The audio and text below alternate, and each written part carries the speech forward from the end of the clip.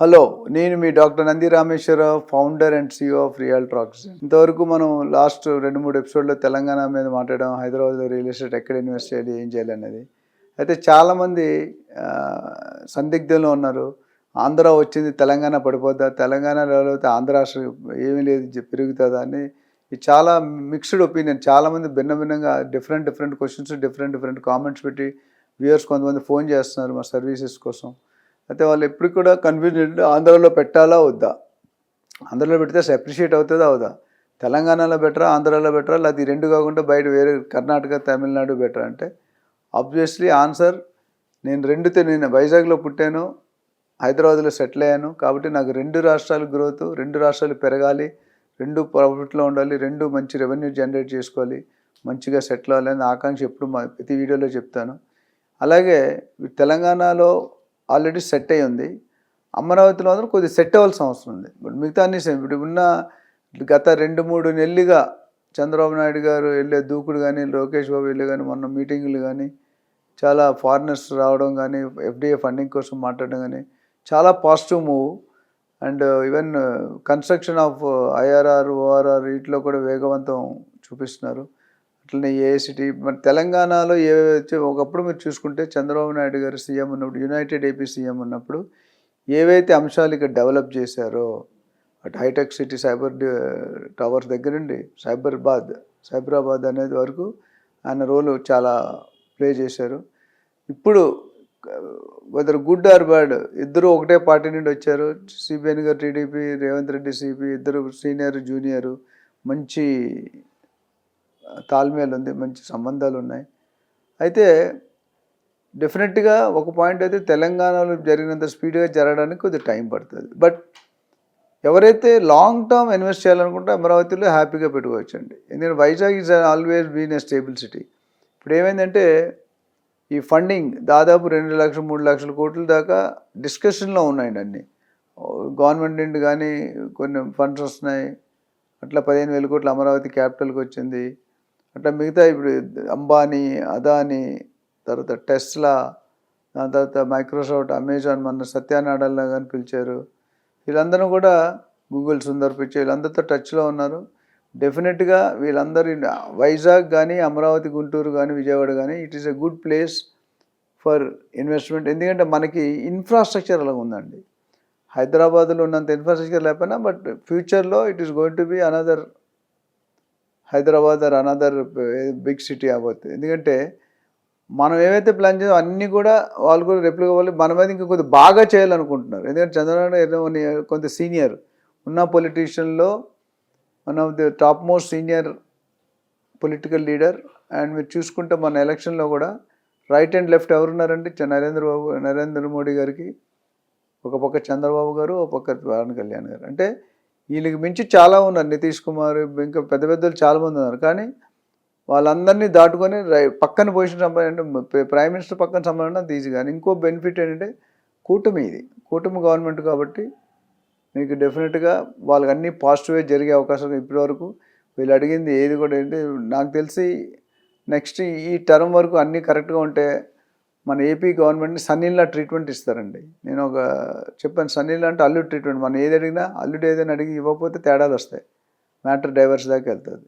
అదేవిధంగా ఇక్కడ కూడా ఏపీ అనుకున్న ఒక అద్భుత అవకాశం ఏంటంటే నరేంద్ర మోడీ గారు కూటమి గవర్నమెంట్ ఇది ఒక పార్టీలో బయటకు వస్తే గవర్నమెంట్ పడిపోయే పొజిషన్ ఉంది. కాబట్టి వీళ్ళని బయటకు పంపించడానికి అంత ప్రయత్నించరు. ఉన్న వరకు ఎంత బెస్ట్ ఇవ్వాలి. అంతకుముందు ఉన్న గవర్నమెంట్ ఉన్న కాంగ్రెస్ ఉన్న అంత రిలేషన్షిప్ అనేది కనిపించలేదు. ఎందుకంటే ఆయన పాత గవర్నమెంట్ సీఎం ఎవరైతే ఉన్నారో ఆయన ఒక స్పెషల్, ఆయన ఫోకస్ వేరేగా ఉండేది. సంక్షేమ పథకాల మీద ఫోకస్ చేసి చాలామందికి హెల్ప్ చేశారు. But unfortunately it didn't work out. Chandrababu Naidu గారు కంటిన్యూ చేస్తూ ఇప్పుడు నేను చెప్పాను అమరావతి మేజర్ ఛాలెంజ్ అంటే డబ్బులు తీసుకోవాలి. 10 లక్షల కోట్లు అప్పు ఉంది, 10 లక్షల కోట్లు ఖర్చు ఉంది, 10 లక్షల కోట్లు స్కీమ్స్కి ఇవ్వాలి. సో 25-30 లక్షల కోట్లు కావాలి. దాంట్లో ది స్టార్టెడ్ అంటే నేను రే ఆఫ్ హోప్ అయితే క్రియేట్ చేశారు. అమరావతి నారాయణ గారు ఏమంటారంటే 3 సంవత్సరాల్లో కంప్లీట్ చేస్తాం ఫస్ట్ ఫేజ్ అన్నారు.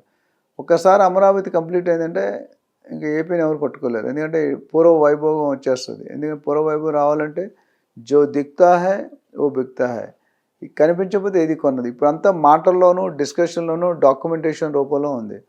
బట్ రేపొద్దుట మీరు చూసుకుంటే అమరావతి, గుంటూరు, విజయవాడ ట్రయాంగులర్ షేప్లో ఉన్నాయి.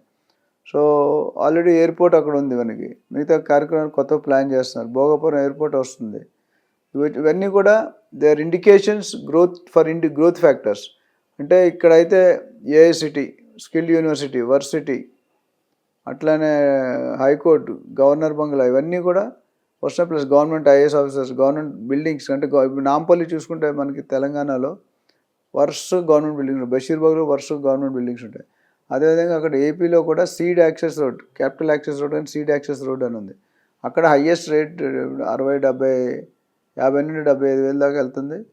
సో ఇప్పుడు కొనుక్కుంటే మీకు డెఫినెట్గా, బట్ నేను చెప్పేది అక్కడ సీడ్ యాక్సెస్ మీద కొనుక్కుంటే మీకు అప్రిషియేషన్ వైజ్ ఆల్రెడీ 60-70 వెళ్ళిపోయింది కూడా పెద్దగా ఉండదు.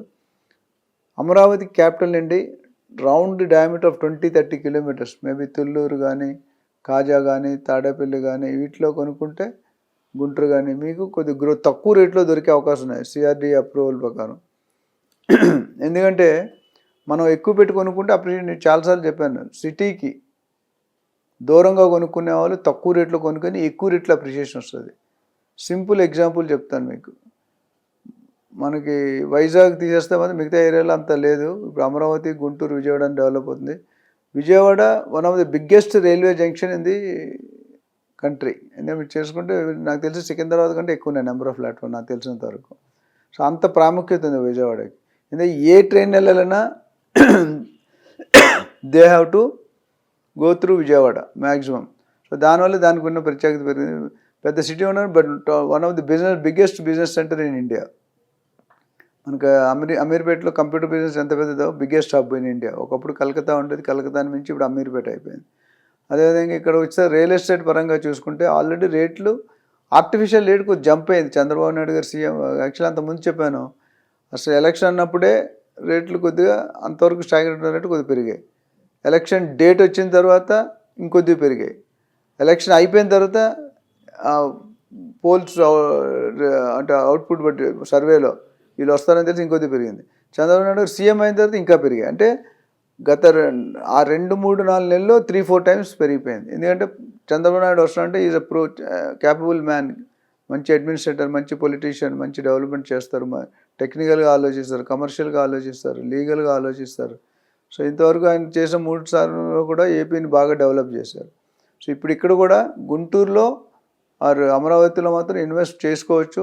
ఇప్పుడు చేసుకుంటే మీకు నెక్స్ట్ ఒక 8-10 ఇయర్స్ ఆగితే సూపర్గా అవుతుంది. ఇదే ఇంకా నెక్స్ట్ 2-3 ఇయర్స్ తర్వాత కానీ ఇన్వెస్ట్ చేసుకుంటే ఇంకా ఇమ్మీడియట్ రిటర్న్స్ ఉంటాయి. ఇప్పుడు బిల్డింగ్ స్టార్ట్ అయింది, పాత బిల్డింగ్ అన్ని 80% కంప్లీట్ చేస్తున్నారు.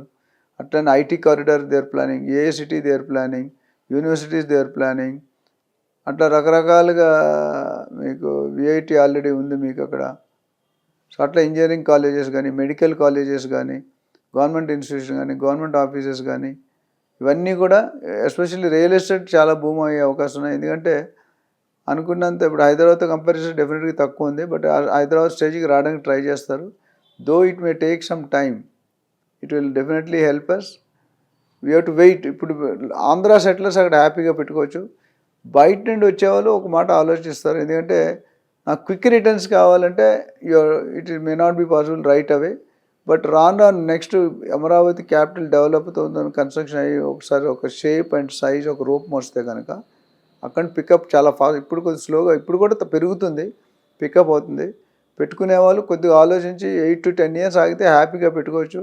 Your money is not going to go anywhere. భూమి మీద పెట్టిన ఏ ఇన్వెస్టర్ అయినా నష్టపోలేదు కరెక్ట్గా. అయితే నా రిక్వెస్ట్ ఏంటంటే ప్రాపర్టీ ఏజెంట్, మీరు property first time second time కొంటే కనుక మీరు ప్రొఫెషనల్ ఏజెంట్ని అపాయింట్ చేసుకోండి, లేకపోతే మీరు ఇబ్బందులు పడతారు. లీగల్గా ప్రాబ్లమ్స్ ఉన్నాయి. మన తమిళనాడులో చూస్తే లిటిగేషన్ లేని ప్రాబ్లమ్స్ తక్కువ ఉండవు, అసలు లిటిగేషన్ ఉండవు. Land is very clear. Unfortunately Hyderabad, Telangana, ఏపీలో కొద్ది లిటిగేషన్ ప్రాబ్లమ్స్ అయితే ఉన్నాయి. అది చూసుకోవడానికి, కవర్ చేసుకోవడానికి ఇప్పుడు FTL జోన్, బఫర్ జోన్, రకరకాల జోన్లు ఉన్నాయి. అలా 111 జీవో, కన్జర్వేషన్ ల్యాండ్, ఇలాంటివి మనకు తెలియట్లేదు. ల్యాండ్ సీలింగ్ యాక్ట్స్, ఇవన్నీ కావాలంటే మీరు you better appoint a person. ఎవరైతే మీరు కొనుక్కున్న ఏరియాలో అనుభవం ఉన్నదో ఏజెంట్, మామూలు ఏజెంట్ పెట్టుకోకండి. ఒక స్ట్రీట్ బ్రోకర్ని పెట్టుకుంటే మీరు దెబ్బతినే అవకాశం ఉంది. అందరూ అని కదా, కొంతమంది దెబ్బతినే అవకాశం ఉంది. మీరు ఒక రేరా అప్రూవ్డ్ కానీ ఒక ప్రొఫెషనల్ రియల్ ఎస్టేట్ ఏజెంట్ పెట్టుకుంటే మీకు అన్ని విధాలు ఆ ఏజెంట్ అపాయింట్ చేసుకోముందు 3-4 ఏజెంట్స్తో మాట్లాడండి. ఆ ఏజెంట్ కంట్రిబ్యూషన్ ఏంటో కనుక్కోండి. ఇప్పుడు సపోజ్ మీరు అమరావతిలో కొంటారు. Amaravati is being new developed. So మీకు ఎక్కువ ఎక్స్పీరియన్స్ ఏజెంట్స్ కనిపించరు. ఆ దగ్గరలో గుంటూరు విజయవాడ చేసిన వాళ్ళు హైర్ చేసుకోవాలి. అది చేసుకునేటప్పుడు వాళ్ళని ఒక 10 నిమిషాలు పావుగంట సేపు మాట్లాడి 2-3 ఏజెంట్తో మాట్లాడి ఆ ఏరియాలో వాళ్ళకి ఎంత గ్రిప్ ఉంది, ప్రైసింగ్ ఎలా ఉంది, లాస్ట్ 5 years ముందు ఎలా ఉంది, నెక్స్ట్ 5 yearsలో ఏమి ఉండబోతుంది, స్పెసిఫికేషన్ ఇస్తారు. ఏ బిల్డర్ దగ్గర కొనుక్కోవాలి, ఏ ప్రాజెక్ట్లో కొనుక్కోవాలి, ఏ రేట్లో కొనుక్కోవాలి, సిఆర్డీఏలో కొనుక్కోవాలా, క్యాపిటల్ దూరంగా కొనుక్కోవాలా, క్యాపిటల్ దగ్గరగా కొనుక్కోవాలా, ఇలాంటివన్నీ క్లారిఫై చేసుకొని అప్పుడు మీరు సాటిస్ఫై అయితే పెట్టుకుంటే మీకు అసలు మీకు ముఖ్యంగా మీరు ఒక ఏజెంట్ని అడగాల్సింది, నిన్ను నేను ఏజెంట్గా పెట్టుకుంటే మీరు నాకు ఏం వాల్యూ ఎడిషన్ ఇస్తారు. The skill is art of negotiation అండి. నెగోషియేషన్ వస్తేనే మీకు ఏమైనా హెల్ప్ చేయగలుగుతాడు. లేకపోతే మీరు వెళ్ళి కొనుక్కుని అవుతాయి. ఒక రియాల్టర్గా ఇప్పుడు మేము చేసేది ఏంటంటే మేము ఏదైనా ప్లాట్ కానీ సజెస్ట్ చేసేటప్పుడు అసలు మాకు డైరెక్ట్గా ఎండీ చైర్మన్స్తో కనెక్షన్స్ ఉంటాయి కాబట్టి మనం ఏం చేస్తామంటే best of the best prize ఇంకెవరు ఇవ్వలేరు. ఎండీ కంటే ఇంకెవరు బెస్ట్ ప్రైజ్ ఇవ్వలేరు కదా. Best of the best prize వచ్చేటట్టు మేము హెల్ప్ చేస్తాం.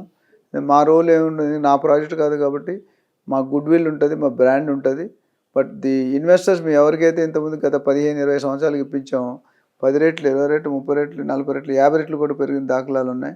2000లో కొనిపించే వాళ్ళు ఇప్పుడు ఆల్మోస్ట్ 25, 30, 40 టైమ్స్ పెరిగిపోయింది. అంటే చాలా పెద్ద ఫిగర్ అది. అంటే మీరు ఒక ₹1,00,000 ₹1,00,00,000 పెడితే 30 కోట్లు 20 కోట్లు అయింది. అంటే అది ఎంత ఈజీ కాదు కదా. ₹1,00,00,000 40 కోట్లు 30, 50 కోట్లు, కొన్ని వాటిలో ఇంకా ఎక్కువ ఉన్నాయి. మేము వైజాగ్లో 1977లో ₹12 గజం, 300 గజాలు, 36 ఇన్స్టాల్మెంట్, నెలకు ₹100. ఈరోజు అది ₹1,00,000 అయింది.